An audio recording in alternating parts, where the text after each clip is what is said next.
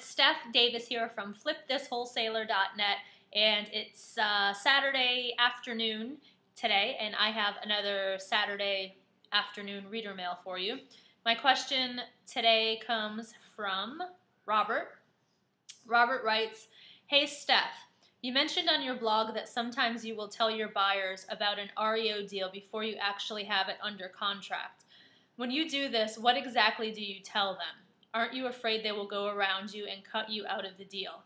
Also, once you have the property under contract, can they still make an offer to the bank, or is it taken off the market at that point?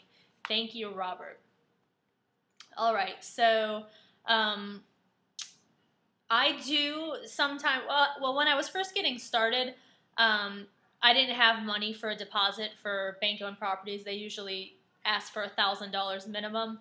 So I would, if I made an offer to the bank and they countered back and it was kind of close to where I needed to be for it to be a deal, I would go to the few buyers that I had. I only had a couple of buyers at the time, and I would tell them about the deal and try and get a number from them, try and get them to commit to the deal.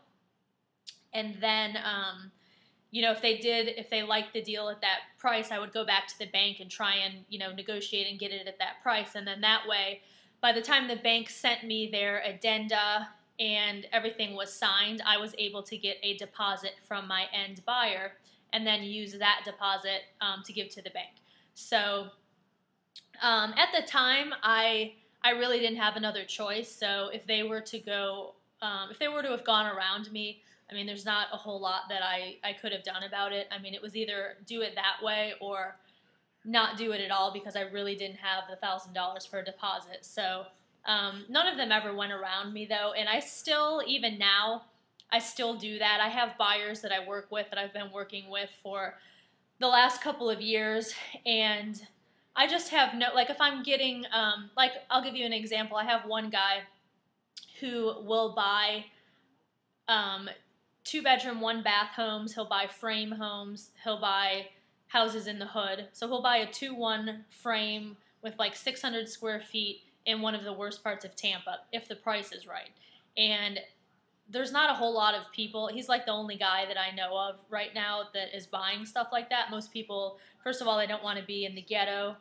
Second of all, they want concrete block homes. And third of all, they want either 3 bedrooms or more, or at least for the property to have like 800, 900 square feet or better. So this guy is one of very few people that I know of that just the pool of buyers for inventory like that is very, very small. So a lot of times I'll go to the MLS and look for properties like that with this guy in mind particularly, and I'll make offers. And if I'm getting close with the bank, I'll just call him up and say, "Hey, look, I might be able to get you this property on such and such a street at this price." And I'll have him go out and look at it and give me a number. I'm just upfront with him. I let him know I'm negotiating with the bank. I suppose he could go around me if he really wanted to.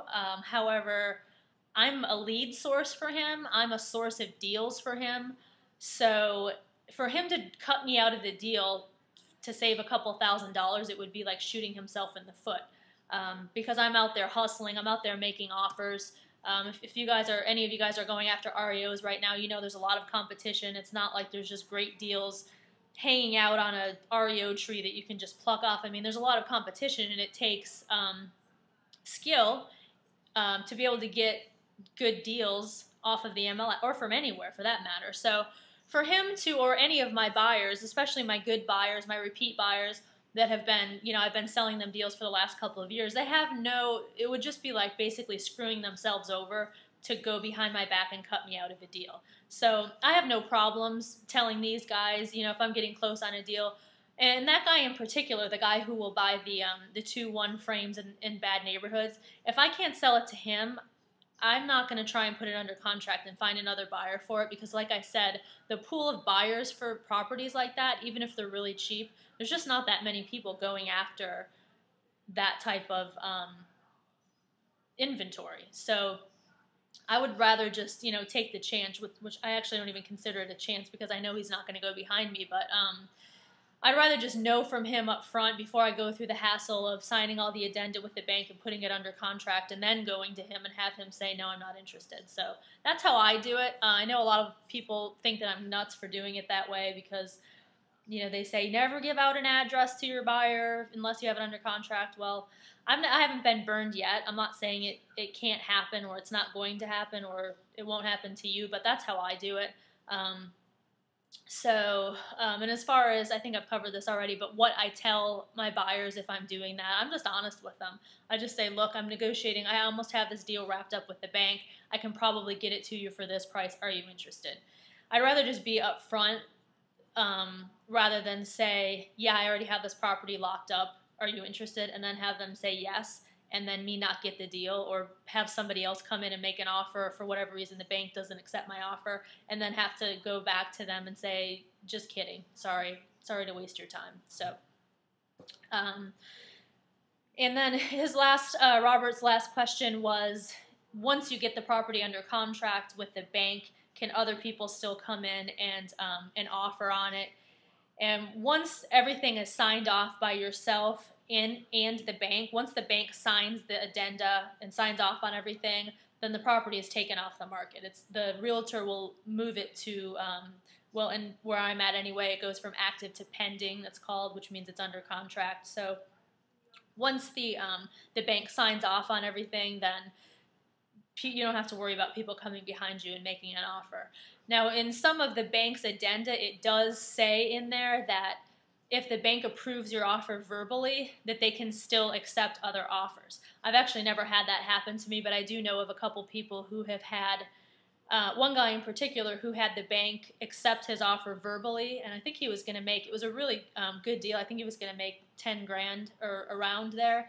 And someone came in while he was waiting for the bank to sign the addenda, and someone offered higher than him, and he lost the deal. So that's another kind of an issue that you can run into if you're shopping the deal around while you're negotiating with the bank. You have to keep in mind that, if nothing is signed yet, somebody else can come in, another wholesaler or another investor or whatever, and make an offer. So anyway, I hope that answered your question. If you guys need me to clarify anything, feel free to leave a comment. And again, if anyone has any other questions that they want me to answer via reader mail, please send them to readermail@flipthiswholesaler.net. So that's it for today. I'll see you guys next week. Take care. Have a great rest of your weekend, and see you later. Bye.